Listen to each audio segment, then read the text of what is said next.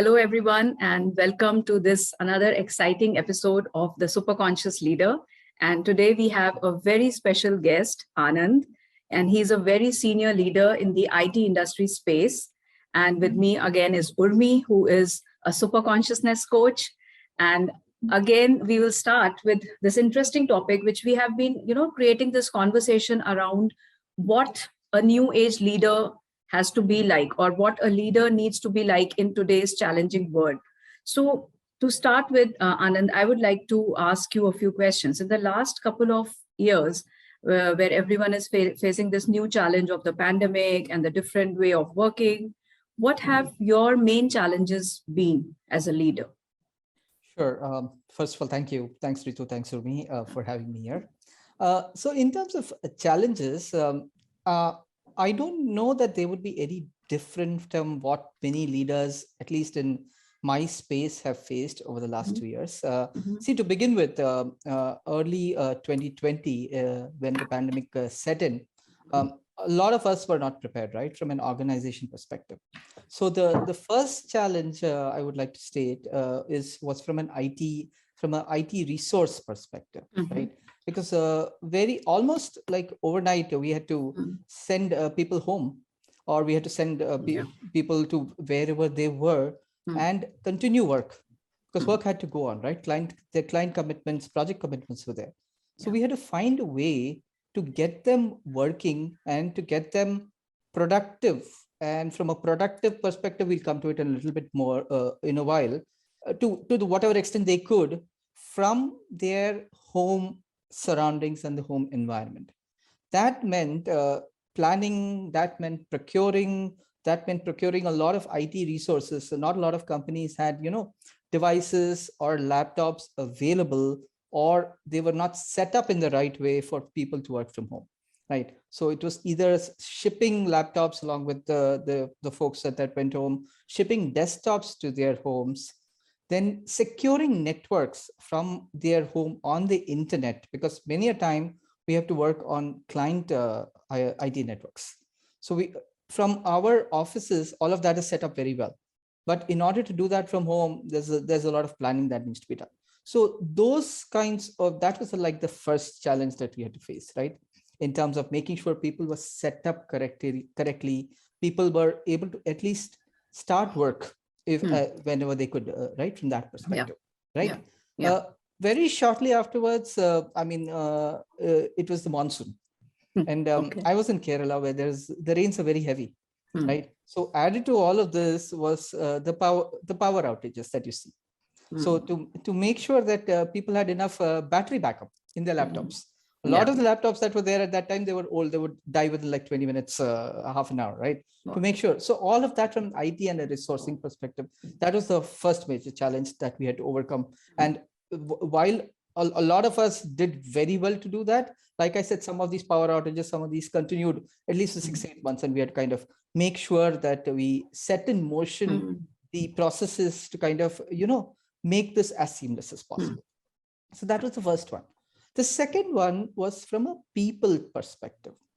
People, while they were wherever they were hesitant, they were a little worried, they were not very sure of, even initially of coming into work. While they would come into work, there were so many rumors floating around.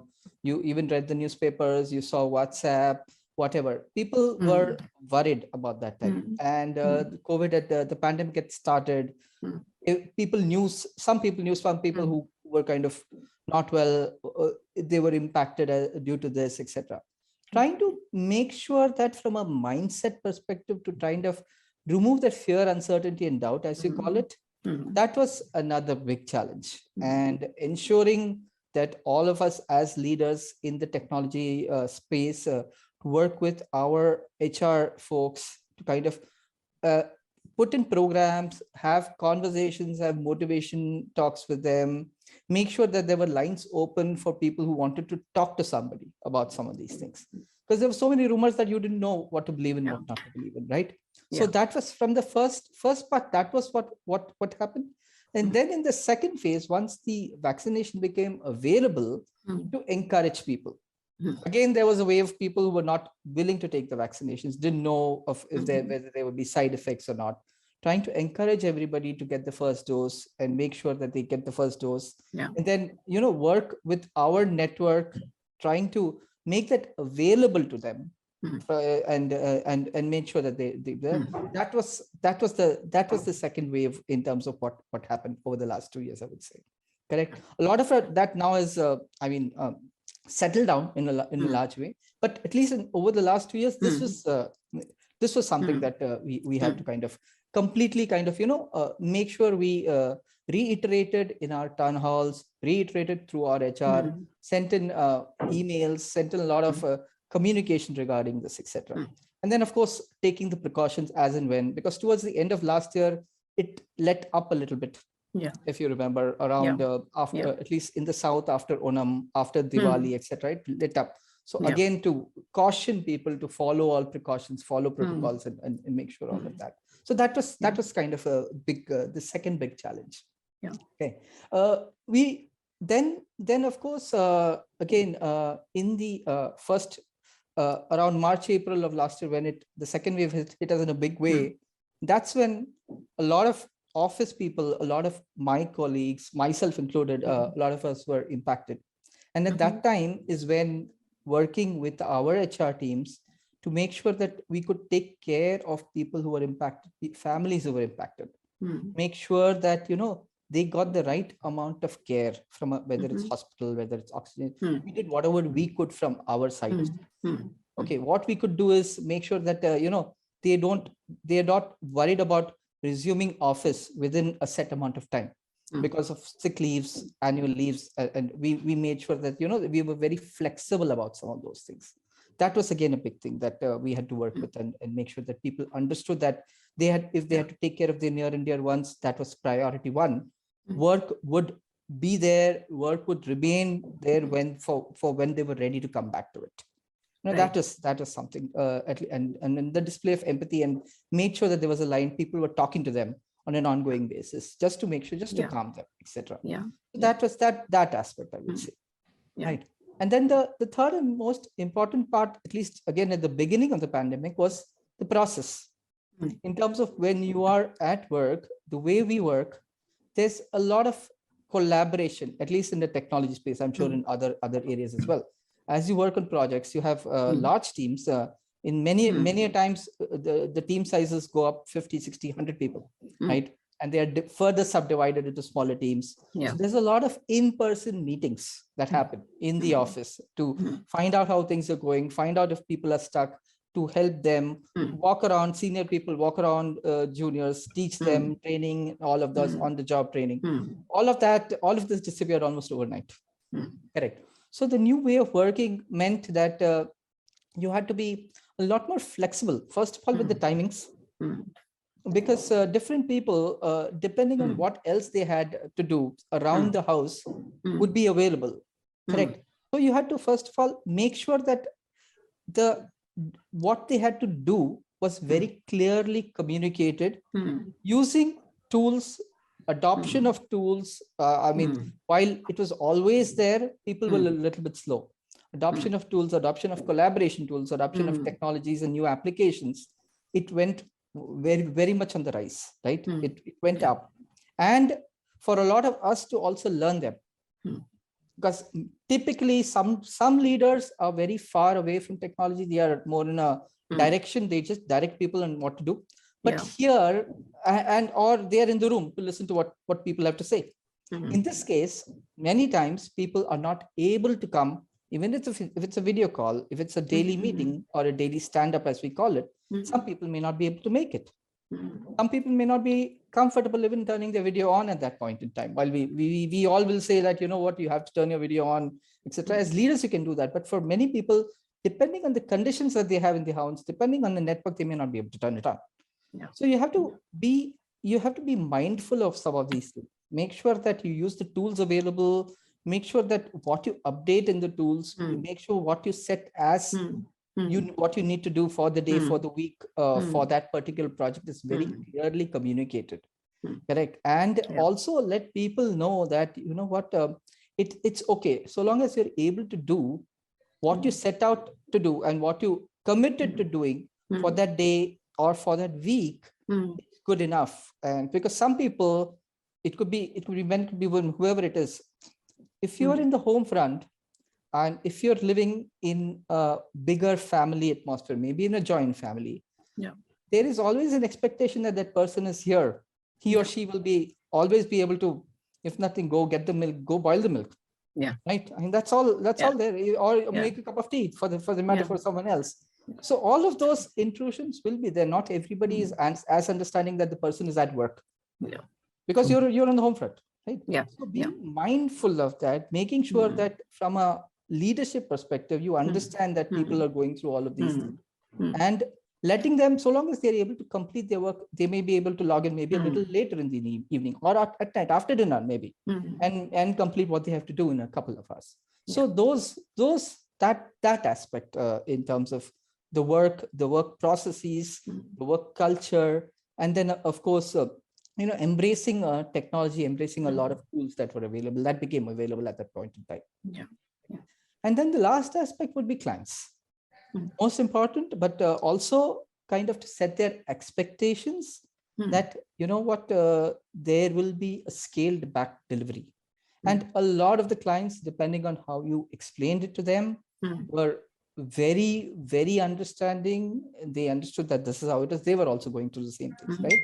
So being able to scale back to whatever is absolutely required, because in the IT field, there is something called as discretionary, and there is always something that is absolutely like a support, keep the lights on and stuff like that, right? So making sure that whatever is discretionary could wait a little bit in terms of, because your staff number of people that are available is already a little less, and even within that, the people that are completely productive is less due to a lot of these situation on the ground. So ensuring that whatever is discretionary remained discretionary, truly discretionary, and there was some flexibility. These are some of the things that I would like to say, at least that comes to mind. Yeah. So that's very interesting. The main points which I understood from you, that yes, there were tools, but to be able to even use those tools effectively as a leader, you had to have empathy, you had to be flexible, you had to have the clarity of communication with the team, you had to be mindful, and you had to set the priorities even when dealing with the client, so that your team does not get into undue pressure. Now, Urmi, the same question to you. When you train and when you coach leaders and you help them become better leaders, so how do you help them achieve these things, the qualities of what Anand spoke about, like empathy and collaboration? Yeah, these are exactly the points which we talk about in our leadership programs. So it seems to me the pandemic is here especially to teach people how to be super conscious leaders, right? So the very points that you made, Anand, that what I get out of it is that to understand that people are more important than projects or things. So a leader's first job is actually to look after the people, and not put, and to be flexible enough is another point which you said, Anand, that flexibility means that the leader has to be a person of equanimity. The leader has to have a certain amount of calmness in himself or herself, and cannot be stressed out and gunning for, deadlines and things like that, knowing that actually everything has its own time. So that calmness and that understanding is very, very important. If we were to move forward, what happens as a superconscious leader, what are we saying? It is a person who actually has self-mastery. If you don't have self-mastery, you cannot be an inspiration to others. So if the leader is getting stressed out, then the leader needs to work more on himself or herself to be able to understand the triggers they are operating under, and to have, almost an infinite kind of a perspective that there is actually all the time in the world. And if you are going to stress and hurry, it creates more roadblocks and more confusions, right? And another point which Anand you said is on being flexible. A leader has to be prepared for change. And if you are frightened of change, then no growth can happen. So whatever the change, even the pandemic, can be actually an occasion for growth and learning within organizations. That how do I, as a leader, keep myself motivated and of a high enough energy to be able to actually take it lightly, not in a facetious sense, but not to see a pandemic as the end of the world. It is just something that has happened and it needs to be dealt with in the way it needs to be dealt with. It cannot overwhelm the leader. So to find ways and means, like Anand, you were saying that you had to see that, how do I ship a desktop, or how do I put up a network cable, to focus on what is doable rather than, get overwhelmed. Oh my God, the world is collapsing on my head, right? To take that one step at a time. So I really think these crisis periods like pandemic, shall we say, is actually triggering us, is actually pushing us to find those hidden strengths and qualities within us, which makes all of us leaders. Absolutely. True. And do you think, Anand, like if maybe in another couple of years, things will ever get back to normal or ever get back to the pre-pandemic situation? Now, not only in terms of the fear, but in the terms of the way we work, the way people have gotten used to work, or the way you work as a leader. See, I think I believe that has changed now. That aspect has changed. While we've been talking that a command and control structure doesn't work, correct? There's been a lot of conversations over the past years, but while people have listened to it, have agreed, but there's not so much of appreciation. Some of that has just accelerated, right? There's been conversation, there's been talk of this concept called a servant leadership. That has now come to the fore, I would say. It is just accelerated. It's not that it's something new. It's been there, practiced in many places also, I would say, but that has now come to the fore. And that is, I think, a requirement for over the next, whether there's a pandemic, whenever we get back to full normalcy as well, I would say that is an aspect that everybody, at least myself as a leader, that I would definitely need to put into practice, I would say. And when I say a servant leadership, meaning it's that the way people work today, that has completely changed, right? The kind of people, the age group, given that the younger audience, that the younger professionals that are coming into the workforce, their expectations have changed, right? So a command and control style doesn't work anymore, right?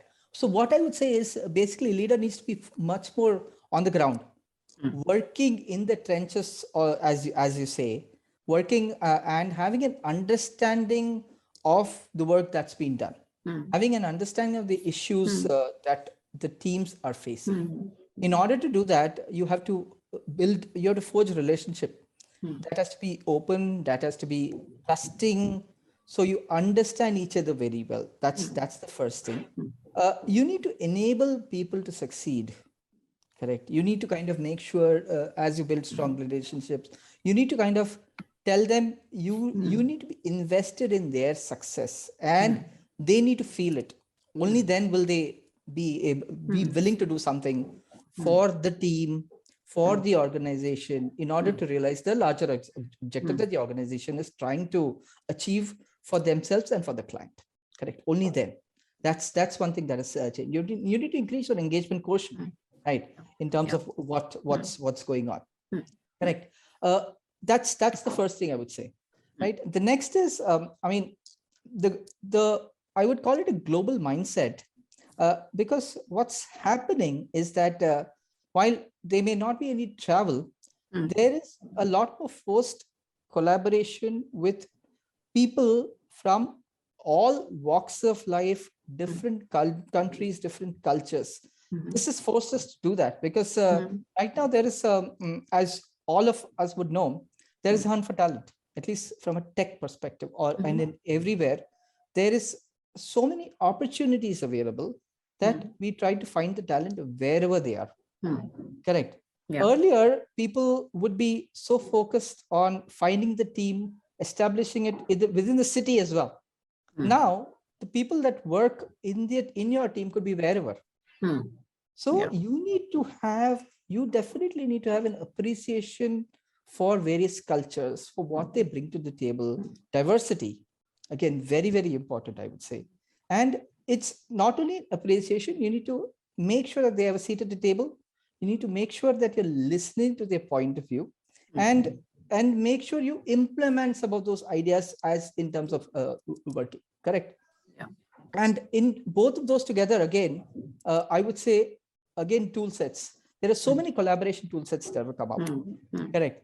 As a leader, you need to kind of work through those as well, because it is not possible for you to, and going forward as well, travel may be restricted. And even if travel is not restricted, the way people are working, you cannot be in so many different places at one time. Earlier, you could be 1, 2, 3 places. You would have teams maybe in a few geographies, right? In a few cities, maybe a couple cities in India, maybe in the US in a city or something. And you would maybe travel once in every quarter. What if that works through like 4 or 5 cities in India itself? And in the US, you could have people in Eastern Europe working on your team. Yeah. Right. The time zones are different. So you have to rely on tools. You have to rely on software. You have to rely on technology kind of to make it work. Correct. So that's one thing. The work from anywhere culture is here. Right. And again, one has to be flexible. One has to have a balanced approach to it. Correct. For things that may need people coming into office, there could still be such situations where, again, you might adopt a hybrid work model, like some people are doing. In some cases, the person who's working on the team could be anywhere in India, anywhere in the world. Yeah. So how do you deal with such situations? That's where you need to embrace the tools, embrace technology, embrace the products that are available. Yeah. Correct. So those are some of the things. And then, of course, finally, one has to have an agile, learning-driven mindset, I would say.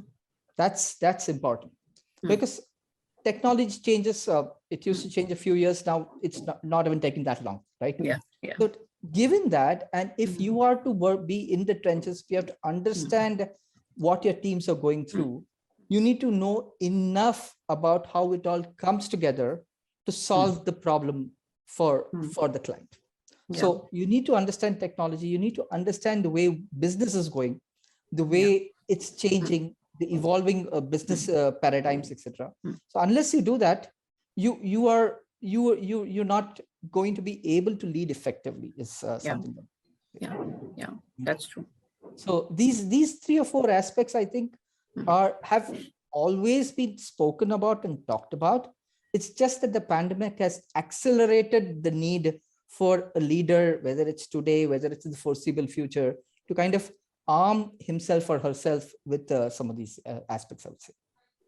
Yeah, very true, very true. Like you said, these models have been talked about, this collaboration and serving as a leader, but it was not really implemented. But now we were quite literally forced to do it. Urmi, would you like to share your thoughts on this new model of leadership, which is emerging and which will be the new order of the day in times to come? Yeah, really. Leadership is now becoming more and more concretely about service. It's being in service of the people who are working with you.